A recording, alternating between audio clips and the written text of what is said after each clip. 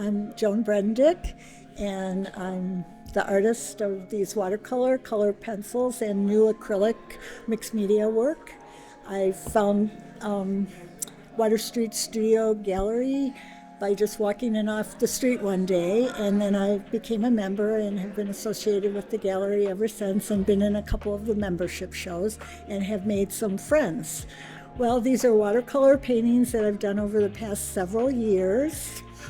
I paint in a very different manner, rather non-traditional approach to watercolor. The paintings take around 40 hours for a large one, and they're all built up in glazes, thin layers of paint, one applied to on top of the next one. And that's where that deep color saturation comes from that you see in the paintings. Compositionally, I use a sketchbook. I spend quite a bit of time figuring out my composition because in watercolor, you have a limited latitude for change.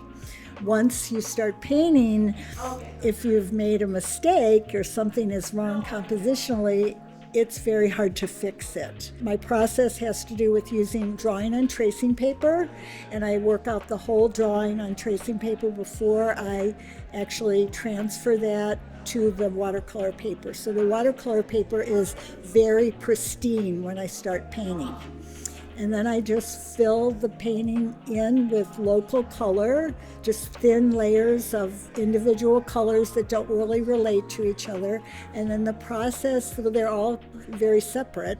And then over time, the paintings kind of come up like a photograph. I work very strongly on my lights and darks because you need that contrast. Someone needs to see your work from across the room. The cats just show the inner relationship between people and another living thing. Cats mean so much to so many people in so many different ways. I started painting fish a long time ago because I was a failed person who with an aquarium. All my fish died, and I just started painting them because I said if I can't keep them alive, I'll just paint them and they'll live forever.